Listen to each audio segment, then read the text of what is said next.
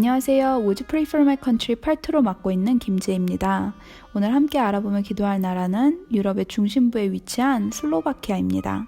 이 나라는 약 49,000 스퀘어킬로로 대한민국의 반 정도 크기의 영토를 갖고 있으며 인구는 한국의 10분의 1인 504천만으로 세계 인구 119번째 순위에 있습니다.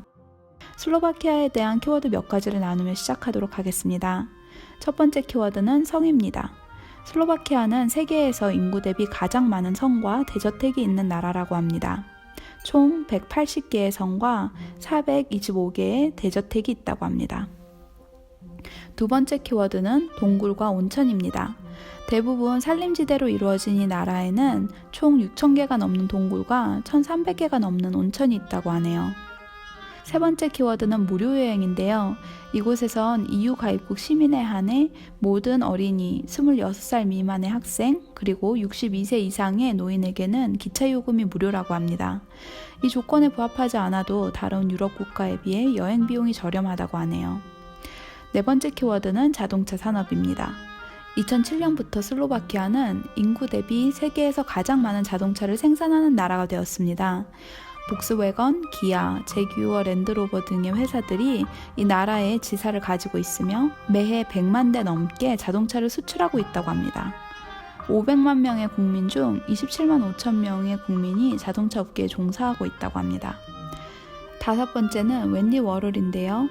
팝아트의 아버지라 할 수 있는 워럴은 물론 미국 시민이었지만 그의 부모는 지금의 슬로바키아 지역 출신의 이민자였다고 하네요. 그럼 이제 역사를 간단히 훑어보도록 하겠습니다. 5, 6세기경 슬라브 민족이 지금의 슬로바키아 지역에 들어왔고 830년경 이 지역에 첫 크리스찬 교회가 세워진 후 이곳에 기독교가 퍼져나갔다고 합니다. 1000년경 이 지역은 헝가리 왕국의 지배하에 놓이게 됩니다. 세계 1차 대전 이후 오스트리아, 헝가리 제국이 해체되면서 체코슬로바키아가 세워집니다.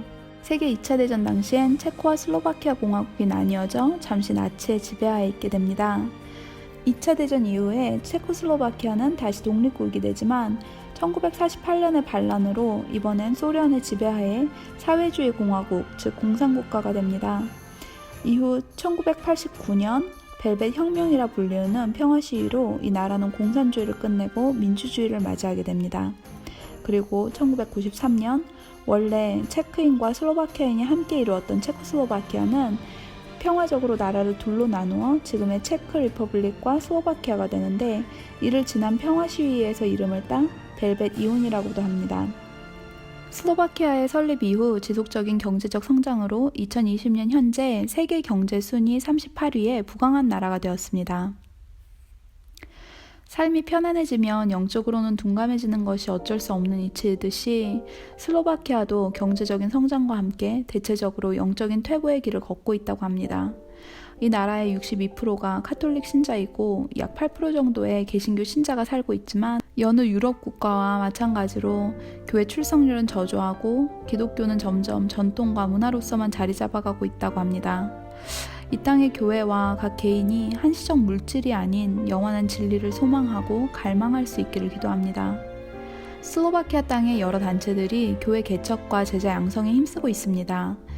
Evangelical Alliance, Natural Church Development 등의 단체들이 슬로바키아의 모든 도시에 교회를 세우고 제자들을 양성하기 위한 움직임을 보이고 있습니다. 또한 여러 청소년 단체들도 활발한 사역을 펼치고 있다고 합니다. 이러한 사역들의 성령의 온전한 인도하심과 기름 부으심이 있어 이곳에서 미래의 영적 리더들이 많이 양성될 수 있기를 기도합니다.